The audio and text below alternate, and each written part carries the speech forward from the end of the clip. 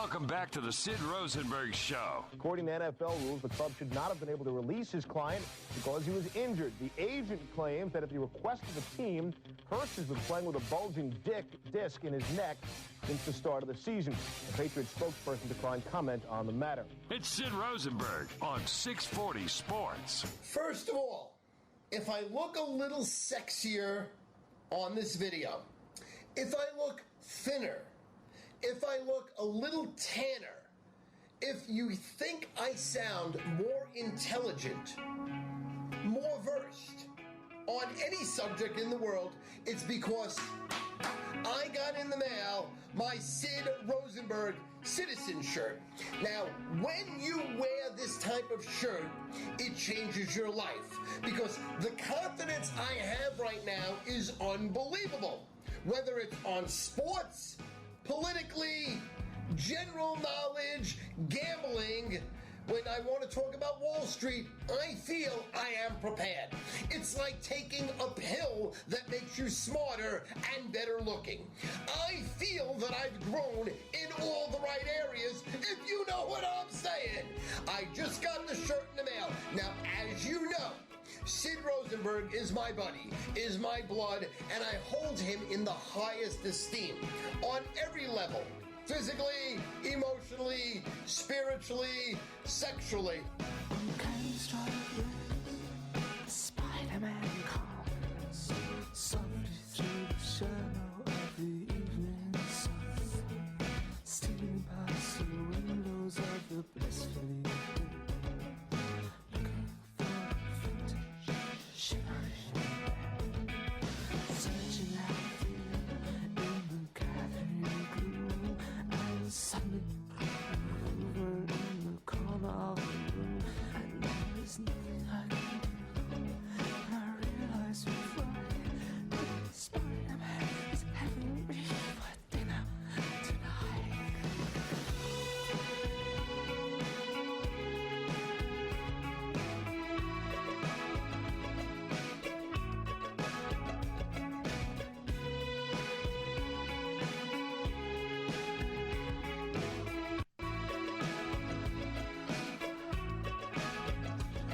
We'll get to Stu Feiner here momentarily.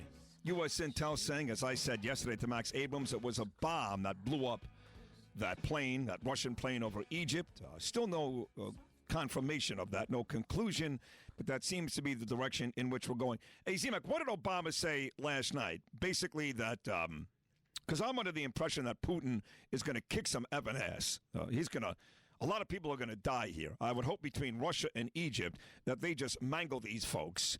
But Obama went right to CNBC or something, didn't he? What did he say last night? It was. I don't know if it was last night or the night before, but he said that how can the Republicans deal with Putin and the Chinese when they can't even deal with the CNBC moderators, which just makes him sound it's just stupid. Such an asshole. It's such a dumb comment. God, he's gross. I mean, they don't respect him. They laugh at him. How many red lines has Russia crossed and been like, "Here's my middle finger. We're walking over your red line." Yeah. I mean, and the guy and he still says something to that degree. It just. Yeah. We've got something from Michael Savage. Michael Savage was on some television show yesterday. We're going to play that today. I was on a television show last night all over New York that was viewed by the great Elephant Boy. He'll call about that later. Finally, does your kid, Nick, does he play golf?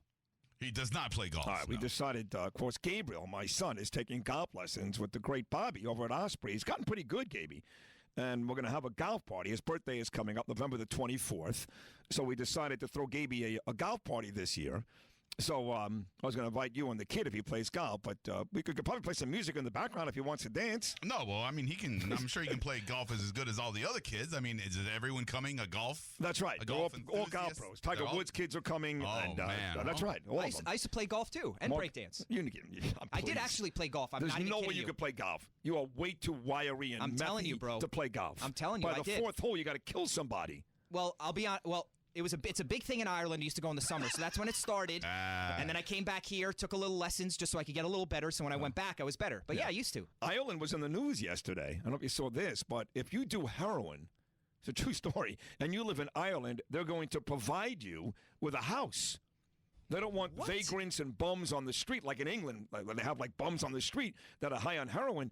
Ireland, I have the story here. I believe it. They have some awful. Yeah, they're going to provide drug users, specifically heroin users, with a house.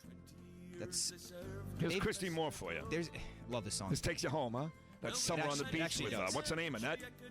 Lauren, what's her name? Jenna. Banging her on the beaches of Kerry. This is a great song. Yes, it does bring me back. Song.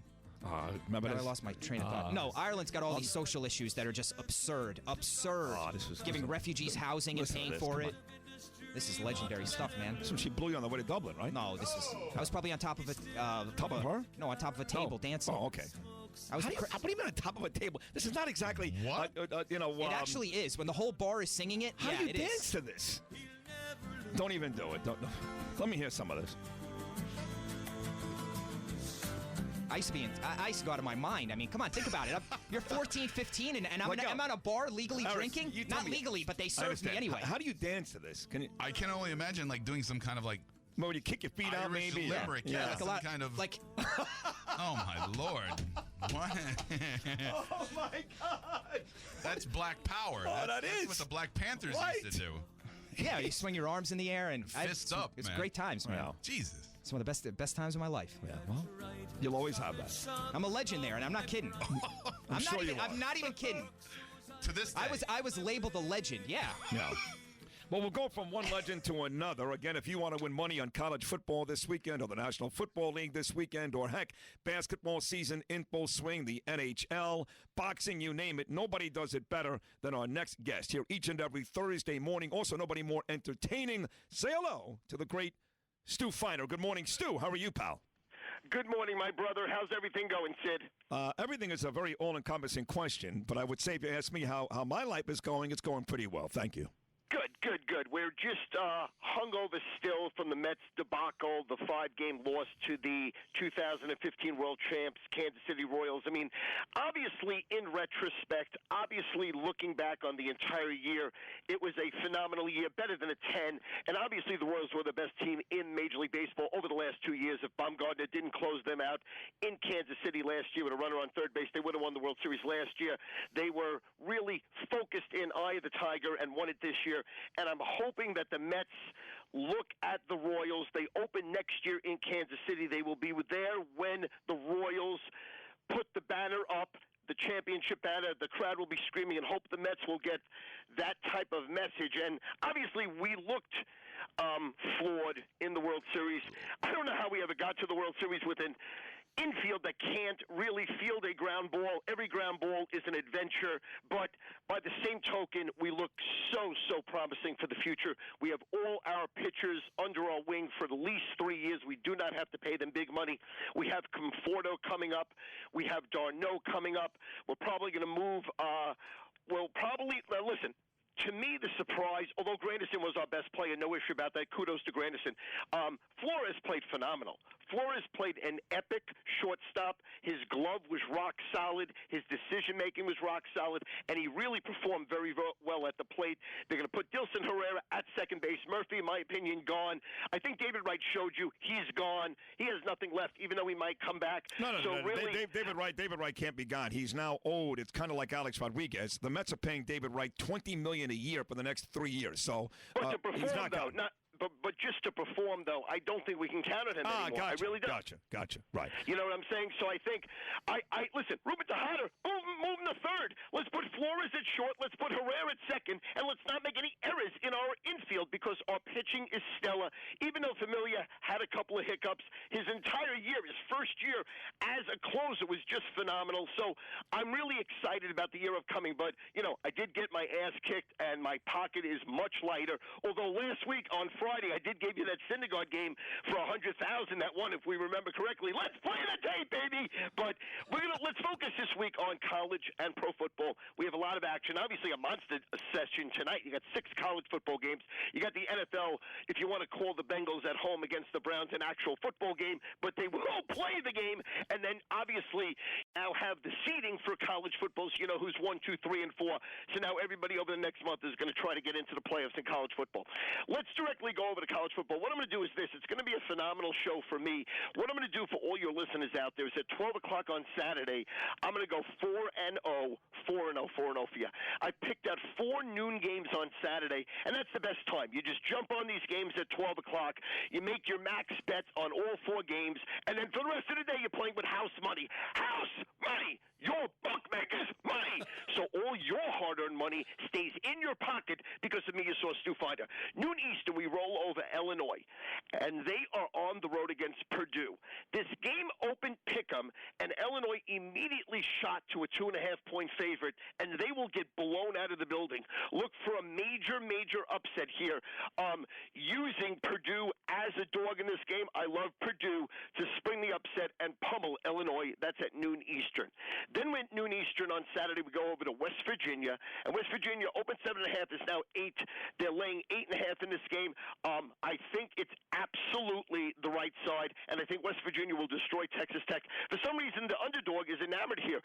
83% of the country's all over Texas Tech. They're just not a good football team. Not that West Virginia's top of the line, too.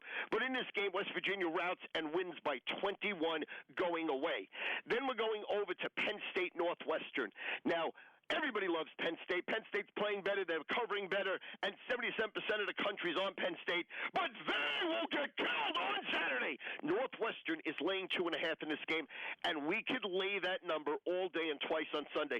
Mark my words. Guarantee it. Pencil it. Put a line under it. Northwestern wins this game by 10 in an absolute rout. Then at noon Eastern, we're going to stick with another upset. Now, Notre Dame is being bet like it's fixed. I mean, I just don't understand. I mean, maybe people don't watch Notre Dame play football because obviously they're a flawed team, and obviously they're not a juggernaut, and obviously they make mistakes. They have no clock management, and they turn over the ball. They're injury prone, and they have a ton of penalties. The most penalized Notre Dame team, I think, in the last 10 years. They opened 7.5. They got a 9, and I believe Pittsburgh's going to beat them outright. I believe Pittsburgh plus 9. You don't even need the 9. You could bet Pittsburgh plus 3-1 on a money line, but we'll take the 9, and we will make a small wager on Pittsburgh beating them outright. Noon Eastern, Pittsburgh's going to spring the upset, plus 9 against Notre Dame. So your 4 bets, and it's just such a beautiful system. You're going to bet all 4 of my winners at noon Eastern on Saturday, and you're going to take all my money I make you right into 3:30, right into 8 o'clock, right into Sunday, right into Monday, and say, Stu, thank you, God bless you, Mazel Tov, you are the Messiah. So here we go. Let's recap the games here. We have Northwestern minus 2.5 against Penn State as a best bet at noon Eastern. We have Pittsburgh plus the 9 over Notre Dame at noon Eastern. We have Purdue springing the upset against Illinois at noon Eastern, and we have West Virginia rolling Texas Tech and blowing them out of the building at noon Eastern. So you got 4 noon Eastern games. Now, this week's very, very busy at StuFiner.com. Tonight, Friday, Saturday, Sunday, Monday. I'm going to give you the entire weekend absolutely free. What? All you listeners out there, all my best bets in college, all my best bets in pro, and all my best bets in NBA absolutely free. It'll be about 7 to 10 selections absolutely free for all you listeners out there. Just give me a call on my private cell. That's 516-698-8870, 516-698-8870, 516-698-8870, or you can get over to StuFiner.com, where the best of Stu Finer is up right now in a video. It's my video that almost got 100,000 views. It's really funny. It's really exciting. It's clips from 1989 through 1999, where I had my sports advisors show, the same show that they portrayed in the movie Two for the Money, where Al Pacino played me, Rene Russo played my wife, and Al Pacino, Matthew McConaughey, and Jeremy Piven were on my sports advisors TV show. That video is the direct video at StuFiner.com, where I have daily, weekly, monthly, and seasonal packages. So looking to earn for everyone out there. Let's have a phenomenal November 1st week. Let's rock and roll. It's money. It's Stu Finer money. Let me score out for you. Sid, big hug. I love you, Sid. I love you. And for next year, let's go Mets. That's Stu Feiner. You can check him out at stufeiner.com. I got to let him go on that note. He's so enthusiastic and so excited. You know what's funny is that other handicapper who calls us all the time, who loves me, Brandon Lang, he claims that Two for the Money was about him. Let's see if hey, Stu, you still there? I'm here. You know that Brandon Lang. No, listen. Brandon, his real name is Brandon Link.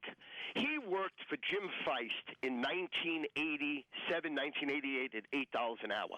He went into Jim's office and said, Jim, can I have $1 an hour raise? I'm doing your 900 numbers. You're writing a couple of $1 million. I'm feeding them. Give me a raise. Jim says, I'm not giving you a raise. Fires the kid. Kid goes to California to work for Mike Warren. These are old names from the 70s and 80s. Epic millionaires, but they were big then. They're broke now. But Mike Warren was trying to get off the ground a national score phone. I owned 200 score phones in 200 different cities. Listen, I remember the old days before ESPN. Right. Those were the score phones. Oh my God! Anyway, wasn't it 976-1313, something like that? Those weren't mine. I was a direct competitor against them because I went with what's called a free score phone, and then I sold ads within the compass of the score phone. But mine were all free. So anyway. So Brandon goes to Mike Warren. Mike Warren tries to get off the ground a national score phone. Mike Warren flies to my office in Farmingdale, Long Island, and I give him a $50,000 check. Goes back to his office, sets up the score phone. Oddly enough, Brandon now is working for Mike Warren. Brandon says to me, Stu, this guy is robbing you. There is no call counts here. Meanwhile, Mike Warren's telling me you're getting 7, 8, 10,000 calls a day. So I stopped giving Mike Warren the money. I gave him $50,000. I owed him another $200. I said, Mike, I'm not doing it. You're hustling me. That business goes out of business. Brandon flies from California to Farmingdale, lives in my house for 6 months. What? And that's how the whole movie got started. Wow. He worked for me from 90 to 95 and then left me, went to California, wrote a movie about his life working for me, being a caddy at the Riviera Country Club, originally sold it to Dustin Hoffman and Danny Gilroy, which is Rene Russo's husband. He was the originator of the screenplay, and he eventually wrote the whole screenplay for the movie Two for the Money. So when he says it's about him, it's about his life working for me. You understand what I'm saying? For me. So you were the Al Pacino character. Absolutely. Could he stay claim to the McConaughey character? No, this is what happened. He was so bad picking, but such a great salesman, I had to fire him and say, Brandon, I'll allow you to feed the games, but I have to give you the information because you're terrible. You're hitting 10%. Wow. So he couldn't handle that, and he left me, and that's what happened. He left me from 95 to 97, and how I found out the movie was being made is how crazy is this? Dustin Hoffman and Rene Russo were riding horses in Arizona. One of my friends owns a security firm, probably the biggest in the country. He says, Stu, do you know that Dustin Hoffman's sitting here on a horse with Rene Russo, that one of my guys is watching them so autograph takers don't ruin their day? Yeah. And he says he's playing a Jewish guy, Stu Feiner, in a movie. I'm like, that's not true. P.S. They gave me Danny Giller's number. I threatened his life. He called me back and said, listen, we're doing this movie. And then Brandon came back to work for me from 98 to 2005. I bought BrandonLang.com. And then when the movie was made, we made about $6 million off the website, BrandonLang.com. And to this day, we still own it. Wow. All right. That is, I'm glad you gave me all that information, Stu. And sounds like you've got the real deal. So I'm glad they made a movie about you because, as I've always said, you heard me reference you, God, it's got to be 15, 20 years ago on WFAN out of the blue with zero provocation. I've always thought you were the legend in this business. So I'm glad the movie was about you. I'm glad you fixed that for me. Thank you. My pleasure. It's an honor and a pleasure. Should I hold on to answer any other things you might need? Politically, spiritually, mentally, whatever. You need an ounce of Long Island sour kush? I got it. What do you want me to do? Talk to me. Talk to me, Sid. We're done for today. Send my best to your dad. Excellent job, and he's here each and every Thursday at this time, 7 a.m., giving you winners in college football and the NFL. But also, he's got winners in the NBA, in the NHL, boxing events, tennis, you name it. Check him out today at stufeiner.com. Clearing up. Two for the Money. Who was that movie really about? And it was Stu Feiner. We got Mark Caputo. He writes the weekly Florida Playbook column on Politico.com. It's a big deal, and especially Jeb Bush, Marco Rubio, Governor Rick Scott, all in the news. We'll talk to Caputo coming up in about 10 minutes. In fact, he's going to be here now each and every Thursday, coming up at 7:35. Albert Breer, NFL Network, is going to stop by. Chelsea Taylor going to recap last night's Country Music Awards from our sister station, 103.1 WIRK. And this guy, as interesting as it gets, at one point robbed up to $18 million worth of jewelry for the Gambino crime family. Now he's turned his life to good. It's a great story. Larry Lawton stopping by at 8:30.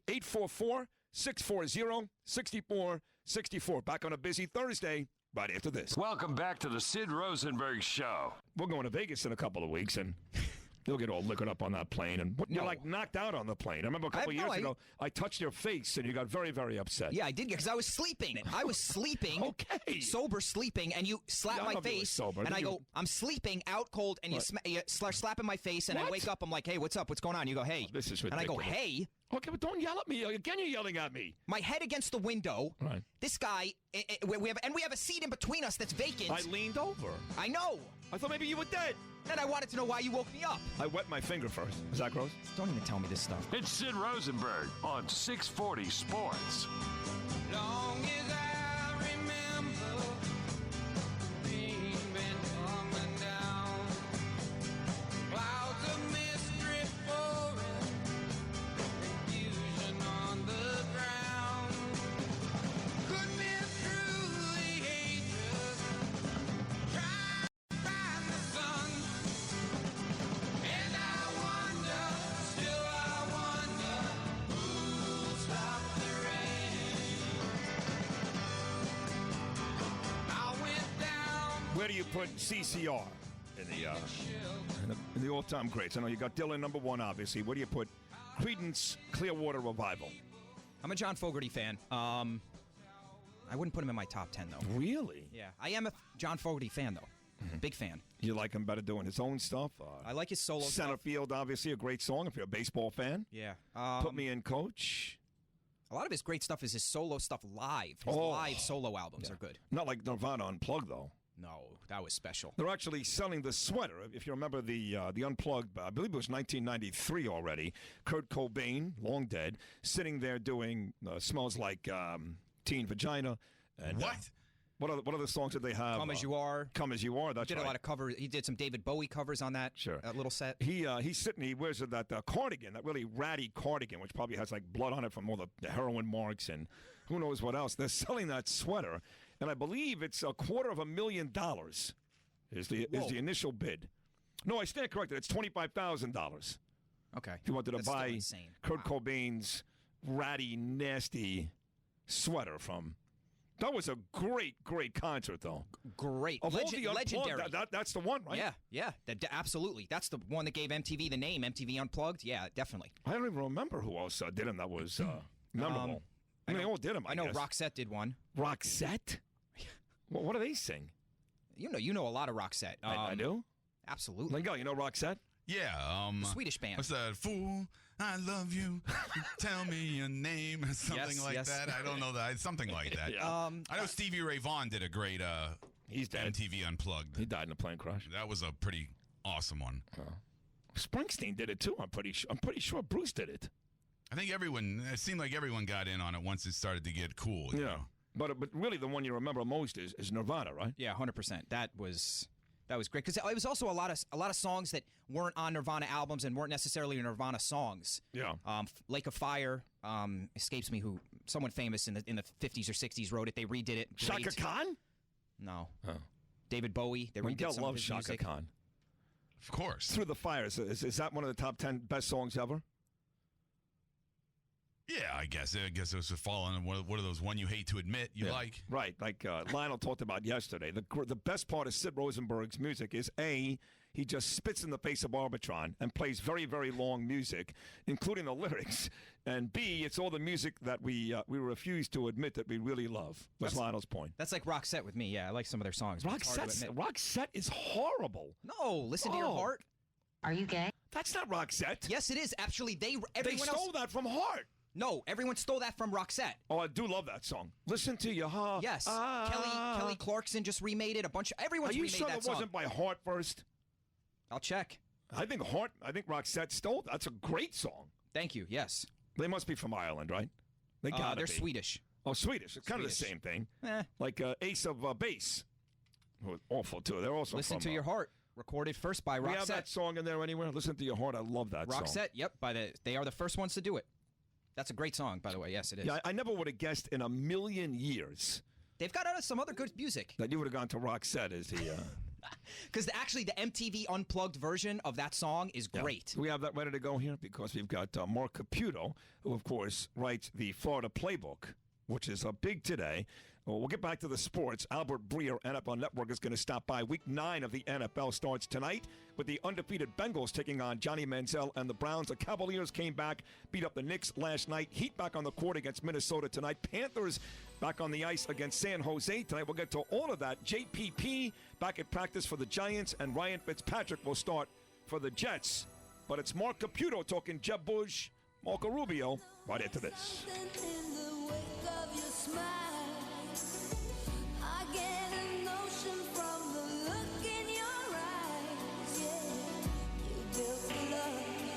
That love falls apart, your little piece of heaven turns to dawn. Are you gay? Listen to your heart when he's calling for you. Listen to your heart. Oh! There's nothing else you can do. I don't know where you're going, and I don't know why. Listen to your heart.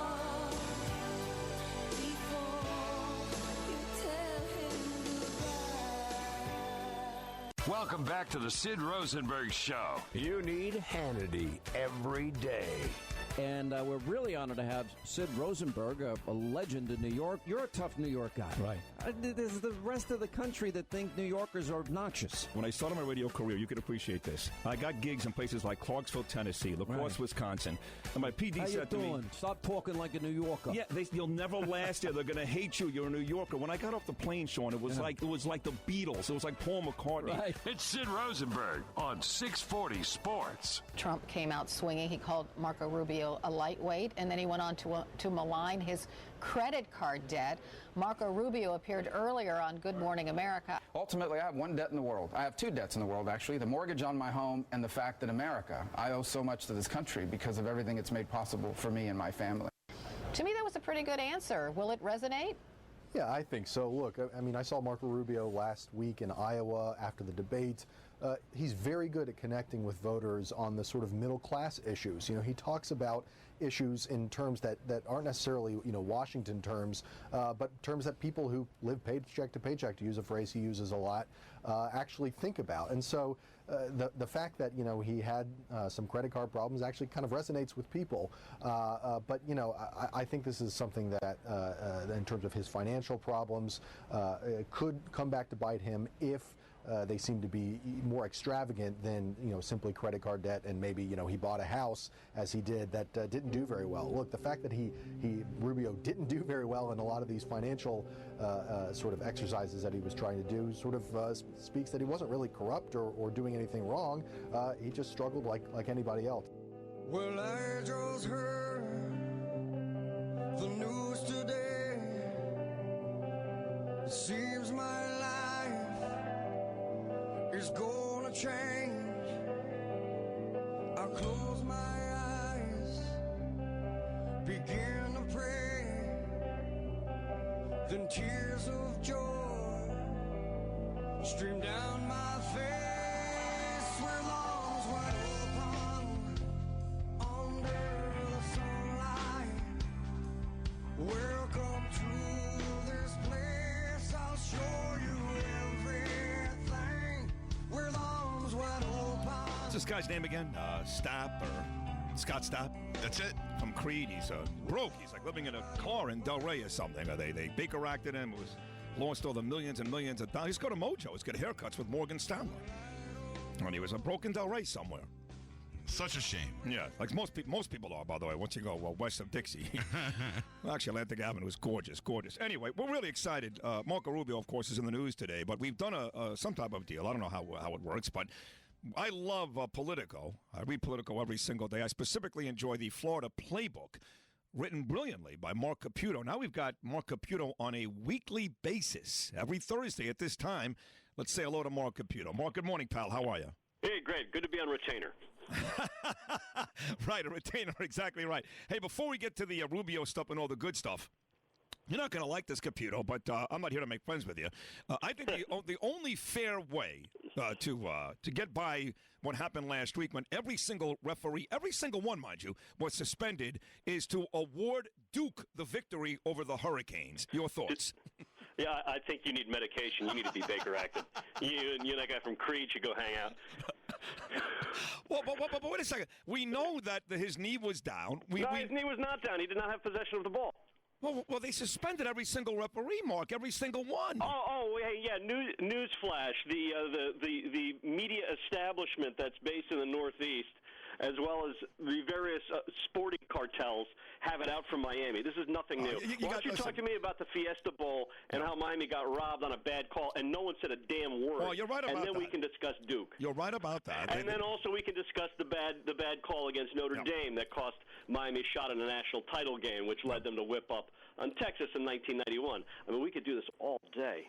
Well, those two things I agree with, Notre Dame and, of course, Ohio State. But this idea, and again, let me preface this by saying I love you, and I'm thrilled that you're on the show every week. This idea that people waste their time with a program that died over 15 years ago is exactly why people think Miami is silly. No one cares about the Hurricanes outside of Coral Gables, Mark. Nobody.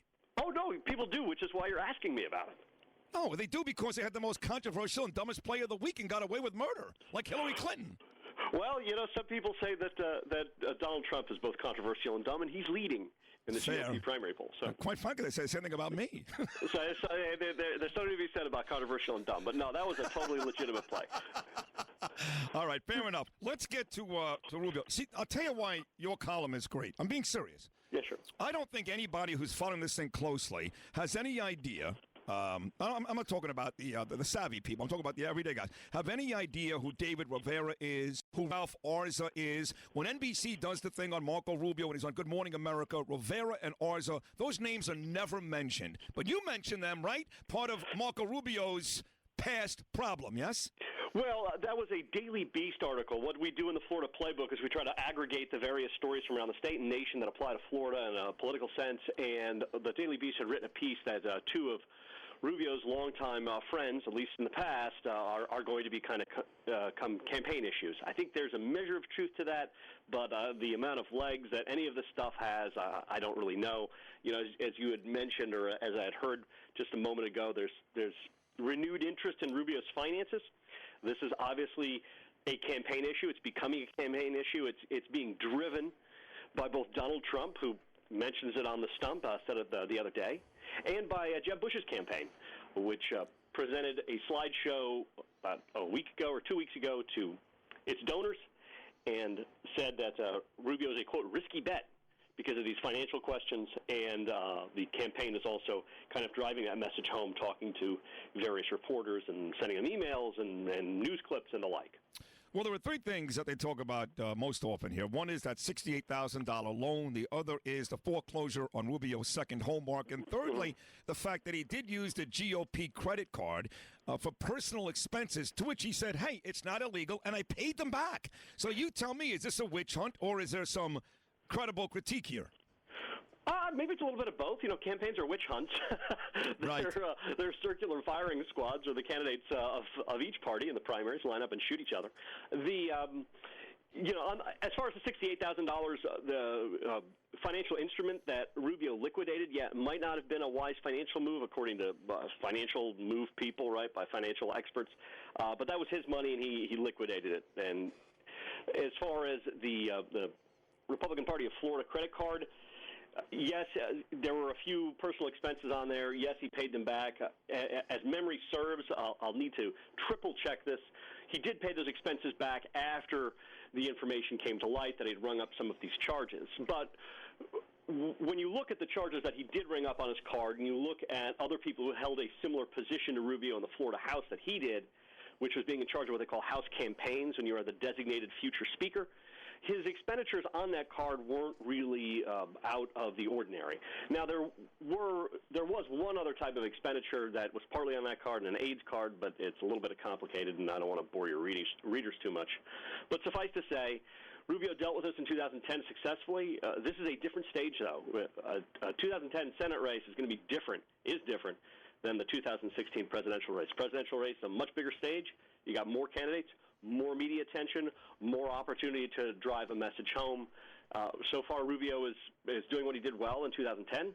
But I would hesitate to say whether this will or will not work because, we got a long way to go, and there are a lot of people who are interested in not seeing him president. Right. Well, but he is, whether they want to see him or not, he's on the upswing. The other guy from this state, clearly on the downswing, and you highlight the national poll, the Quinnipiac national poll. You talk about the polls here, how ugly it's gotten for Jeb Bush. He is one of those guys like Donald Trump all over Marco Rubio. He has started his Fix-It tour, the great Jeb Bush Fix-It tour, which is comedy, if you ask me.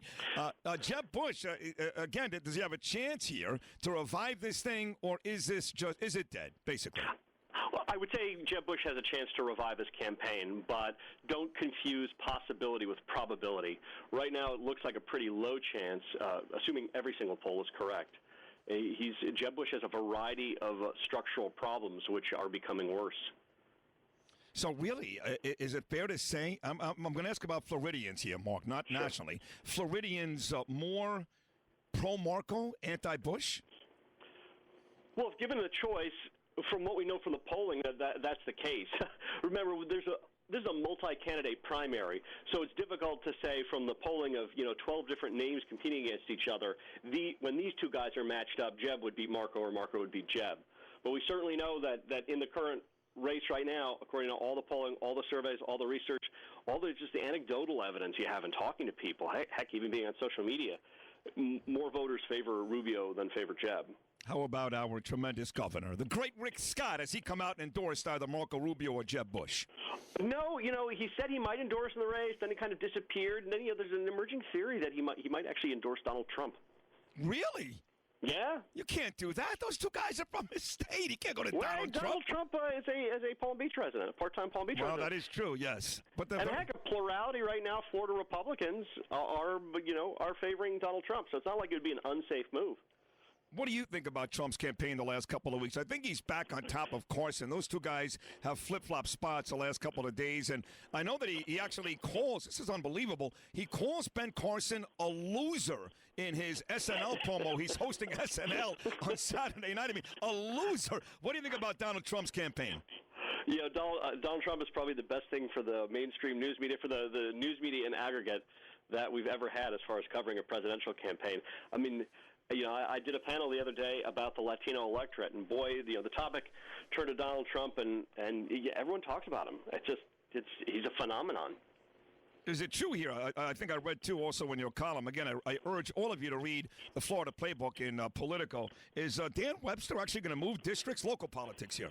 I would think Dan Webster, the congressman from Orlando, is probably going to move a district from Congressional District 10 to Congressional District 11, which is held by Richard Nugent. I always want to call him Ted Nugent.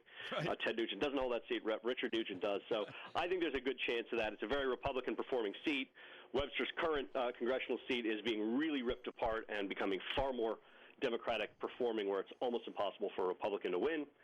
So I think there's a good bet. Also, a portion of Webster's current District 10 will be in the new District 11, so it's not like he'll be a complete stranger. Finally, what is the story here about the Dades Medical College boss? That seems very ugly. What's going on there? That's great. Great job by the Miami Herald. Mike Vasquez was writing those stories. It appears that he might have broken the law by bundling contributions to lawmakers. His and other similar private universities that you have seen crop up in storefronts throughout the state have had questions about the way they manage finances, the way they get students, and how they administer grants. The guy's name is Ernesto Perez, and he certainly looks like he's in a world of trouble right now. Really interesting thing is when these critical stories are being written about him, Ernesto Perez apparently hired a private eye to follow this reporter around, again, Mike Vasquez at the Miami Herald, and then Perez allegedly stiffed his PI and didn't pay him. Oh, my God. So the PI sued him, and as a result of suing him, it came to light that he hired a PI. Otherwise, it's a private eye. Wow. That is a good story. Newsflash. If you ever want to screw with a reporter and hire a private eye to follow him, pay the private eye. All right, last 60 seconds here. Let's kind of circle the wagons, Mark Caputo, and end where we started. Miami, of course, the controversial win over Duke, and Larry Scott's debut. I would ask you this. If you had the choice, if it was up to you, but you got to be realistic here. It's not going to be Urban Meyer or Nick Saban. Who would you like to see as the Miami Hurricane head football coach next year? Butch Davis. I'd like Butch Davis, and Butch Davis. All right, fair enough. As always, great job. We'll talk again next Thursday. Thank you. All right, Mark Caputo, and you can read his stuff on Politico.com. It really is great. Certainly locally, Florida, it's the Florida Playbook. Nationally as well, it is the Florida Playbook on Politico.com. It's our good friend Mark Caputo. Still lots more to do. Albert Breer, NFL Network. Chelsea Taylor's review on the Country Music Awards from last night. We've got Larry Lawton. At one point, stole over $18 million worth of jewelry for the Gambino crime family. He now has the most successful youth program in the country. All that and more. 844-640-6464. Back on a busy Thursday right after this.